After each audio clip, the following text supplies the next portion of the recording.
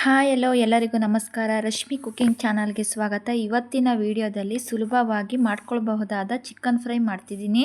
ಒಂದ್ಸಲ ಈ ವಿಧಾನದಲ್ಲಿ ಟ್ರೈ ಮಾಡಿ. ಚಿಕನ್ ಫ್ರೈ ರುಚಿಯಾಗಿ ಸೂಪರಾಗಿರುತ್ತೆ. ಯಾರೆಲ್ಲ ನನ್ನ ಚಾನಲ್ನ ಹೊಸದಾಗಿ ನೋಡ್ತಿದ್ದೀರಾ ಸಬ್ಸ್ಕ್ರೈಬ್ ಮಾಡಿ, ಪಕ್ಕದಲ್ಲಿರುವ ಬೆಲ್ ಐಕನನ್ನು ಕ್ಲಿಕ್ ಮಾಡಿ. ಯಾವ ರೀತಿ ಮಾಡೋದಂತ ನೋಡೋಣ. ನಾವು ಚಿಕನ್ನ ಒಂದು 3 ಸಲ ನಾನು ತೊಳೆದಿಟ್ಕೊಂಡಿದ್ದೀನಿ. ನಾನು 1 kg ಚಿಕನ್ನ ತಗೊಂಡಿದ್ದೀನಿ. 1/2 ಟೀ ಸ್ಪೂನ್ ಅರಿಶಿನ ಪುಡಿ, 1 ಟೀ ಸ್ಪೂನು ಉಪ್ಪು, ಒಂದು 1/2 ಟೀ ಸ್ಪೂನಷ್ಟು ಖಾರ ಪುಡಿ ಹಾಕಿ ನಾವು ಚೆನ್ನಾಗಿ ಮಿಕ್ಸ್ ಮಾಡ್ಕೊಳ್ಬೇಕು. ನಾವು ಮಿಕ್ಸ್ ಮಾಡಿ ಒಂದು 15 ನಿಮಿಷ ನೆನೆಸಿಟ್ಕೊಂಡ್ರೆ ಸಾಕು. ನಾವು ಒಂದು ಡ್ರೈ ಮಸಾಲೆ ರೆಡಿ ಮಾಡ್ಕೊಳ್ಳೋಣ. ಅದಕ್ಕೆ ಬೇಕಾಗಿರುವ ಸಾಮಗ್ರಿ: ಕಲ್ಲುವ್ವು, 4 ಏಲಕ್ಕಿ ಕಾಯಿ, 1 ಮರಾಠಿ ಮೊಗ್ಗು, 4 ಪೀಸ್ ಚಕ್ಕೆ, ಒಂದು 6 ಲವಂಗ, 1 ಪಲಾವ್ ಎಲೆ, 1 ಟೀ ಸ್ಪೂನ್ ಜೀರಿಗೆ, ಒಂದೆರಡು ಚಮಚದಷ್ಟು ಧನಿಯಾ ಬೀಜ, ಒಂದು 6ರಿಂದ 8 ಒಣಮೆಣ್ಸಿನ್ಕಾಯಿ ನಾವು ಹಾಕ್ಬಿಟ್ಟು ಒಂದು ಸ್ಟವ್ ಆನ್ ಮಾಡಿ ಒಂದು ಬಾಣಲಿ ಇಟ್ಕೊಂಡು ಅದನ್ನ ಈಗ ಆ ಬಾಣಲಿ ಬಿಸಿ ಆದಮೇಲೆ ನಾವು ಇಟ್ಕೊಂಡಿದ್ವಲ್ಲ ಮಸಾಲೆ ಎಲ್ಲ ಹಾಕಿ ನಾವು ಫ್ರೈ ಮಾಡ್ಕೊಳ್ಳೋಣ. ನಾವು ಮೀಡಿಯಮ್ ಫ್ಲೇಮ್ನಲ್ಲೇ ಇಟ್ಕೊಂಡು ಒಂದು 5ರಿಂದ 10 ನಿಮಿಷ ನಾವು ಫ್ರೈ ಮಾಡ್ಕೊಳ್ಬೇಕು. ಅದು ಒಂದು ಪಾತ್ರೆಗೆ ಹಾಕ್ಕೊಂಡು ಒಂದು ಪ್ಲೇಟಿಗೆ ಅದು ತಣ್ಣಗಾದ್ಮೇಲೆ ನಾವು ಮಿಕ್ಸಿ ಜಾರಿಗೆ ಹಾಕ್ಕೊಂಡು ಪುಡಿ ಮಾಡ್ಕೊಳ್ಬೇಕು. ನೋಡಿ, ಇಷ್ಟಿದ್ರೆ ಸಾಕು.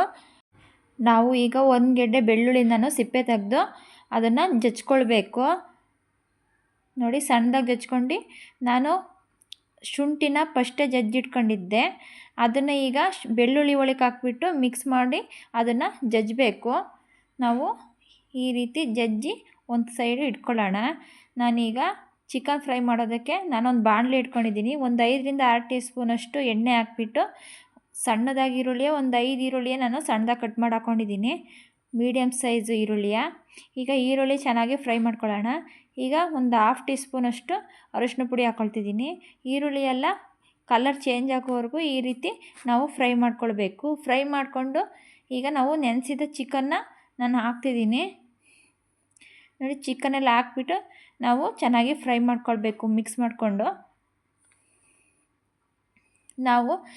ನಾನು ಸ್ಟವ್ ಮಾತ್ರ ಕೊನೆ ತನಕನೂ ನಾನು ಚಿಕನ್ ಬೇಯಿಸೋ ತನಕನೂ ನಾನು ಮೀಡಿಯಮ್ ಫ್ಲೇಮಲ್ಲೇ ನಾನು ಇಟ್ಕೊಂಡು ಬೇಯಿಸ್ಕೊತಿರೋದು. ಈಗ ನಾನು ಮೀಡಿಯಮ್ ಫ್ಲೇಮಲ್ಲಿ ಇಟ್ಕೊಂಡು ಚಿಕನ್ನ ಬೇಯಿಸ್ಕೊಳ್ಳೋಣ. ನಾವು ಆವಾಗಲೇ ಜಜ್ಜಿರುವ ಶುಂಠಿ ಬೆಳ್ಳುಳ್ಳಿ ಕೂಡ ಹಾಕ್ಕೊಳ್ಬೇಕು. ಹಾಕಿ ಮಿಕ್ಸ್ ಮಾಡಿಕೊಂಡು ನಾವು ಫ್ರೈ ಮಾಡ್ಕೊಳ್ಳೋಣ. ಒಂದು 5 ನಿಮಿಷ ಆದಮೇಲೆ 2 ಹಸಿರು ಮೆಣಸಿಕಾಯಿ, 1 ಕಪ್ ಆಗೋಷ್ಟು ಕರಿಬೇವಿನ ಸೊಪ್ಪು ಹಾಕ್ಬಿಟ್ಟು ಮಿಕ್ಸ್ ಮಾಡ್ಕೊಳ್ಳೋಣ. ನಾವು ಹಾಕೋದ್ರಿಂದ ಕರಿಬೇವಿನ ಫ್ಲೇವರ್ ಕೂಡ ಚೆನ್ನಾಗಿರುತ್ತೆ. ಈಗ ಪ್ಲೇಟ್ ಮುಚ್ಚಿ ಒಂದು 10 ನಿಮಿಷ ನಾವು ಬೇಯಿಸ್ಕೊಳ್ಬೇಕು. ನೋಡಿ, ಈ ರೀತಿ ಅದು ಚಿಕನಿಂದ ನೀರು ಹೊರಗಡೆ ಬಂದಿದೆ. ಅದೆಲ್ಲ ಫ್ರೈ ಆಗೋ ತನಕ ನಾವು ಚೆನ್ನಾಗಿ ಫ್ರೈ ಮಾಡ್ಕೊಳ್ಬೇಕು. ಈಗ ಮತ್ತೆ ಪ್ಲೇಟ್ ಮುಚ್ಚಿ ಬೇಯಿಸ್ಕೊಳ್ಳೋಣ. ನೋಡಿ, ಈಗ ಅದನ್ನು ಮಿಕ್ಸ್ ಮಾಡ್ಕೊಳ್ಬೇಕು ಚೆನ್ನಾಗಿ. ನಾವು ಆವಾಗಲೇ ಪುಡಿ ಮಾಡ್ಕೊಂಡಿರುವ ಪುಡಿನ ನಾವು ಒಂದು ಅರ್ಧದಷ್ಟು ಮಾತ್ರ ಹಾಕ್ಕೊಳ್ಬೇಕು. ನಾವು ಅರ್ಧದಷ್ಟು ಹಾಕ್ಕೊಂಡು ಇನ್ನು ಅರ್ಧದಷ್ಟು ಪುಡಿ ಹಾಗೆ ಇಟ್ಕೊಳ್ಬೇಕು. ಈಗ ಹಾಕ್ಬಿಟ್ಟು ಮಿಕ್ಸ್ ಮಾಡ್ಕೊಳ್ಳೋಣ. ಈಗ ಚೆನ್ನಾಗಿ ಮಿಕ್ಸ್ ಮಾಡ್ಕೊಳ್ಬೇಕು. ನಾನೊಂದು 1/4 ಟೀ ಸ್ಪೂನಷ್ಟು ಖಾರ ಪುಡಿ ಹಾಕ್ತಿದ್ದೀನಿ. ನೀವು ಖಾರ ನೋಡ್ಕೊಂಬಿಟ್ಟು ಹಾಕ್ಕೊಳ್ಳಿ. ನಾವು ಪೌಡ್ರ್ ಮಾಡ್ಕೊಳ್ಬೇಕಾದ್ರೂ ನಾನು ಒಣಮೆಣ್ಸಿನ್ಕಾಯಿ ಹಾಕಿದ್ದೆ, ಅದರಿಂದ ನೀವು ಖಾರ ಬೇಕಾದರೆ ಹಾಕ್ಕೊಳ್ಳಿ.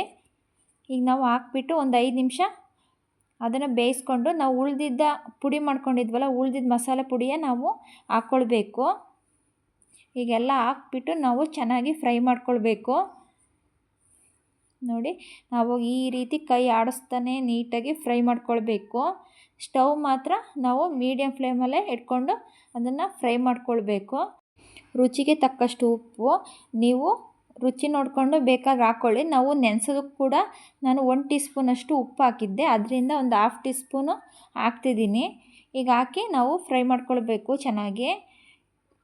ಈಗ ಅದು ಮಸಾಲೆ ಎಲ್ಲ ಹಿಡಿಯೋದಕ್ಕೋಸ್ಕರ ಒಂದು 5 ನಿಮಿಷ ನಾನು ಪ್ಲೇಟ್ ಮುಚ್ಚಿ ಬೇಯಿಸ್ಕೊಳ್ಬೇಕು. ನೋಡಿ, ಎಲ್ಲ ನೀಟಾಗಿ ಅದನ್ನು ತಿರುಗಿಸ್ಕೊಳ್ಳೋಣ.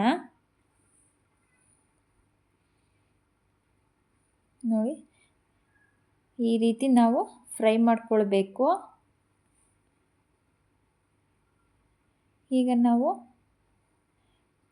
ಒಂದು 1/2 ಟೀ ಸ್ಪೂನಷ್ಟು ಪೆಪ್ಪರ್ ಪೌಡ್ರು ಕೂಡ ಹಾಕ್ಕೊಳ್ತಿದ್ದೀನಿ.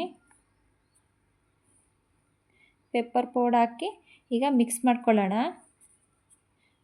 ನೋಡಿ, ನಾವು ಆವಾಗ ಈ ರೀತಿ ಫ್ರೈ ಮಾಡ್ಕೊಳ್ತಾ ಇದ್ದರೆ ಅದು ತಳ ಕೂಡ ಹಿಡಿಯಲ್ಲ.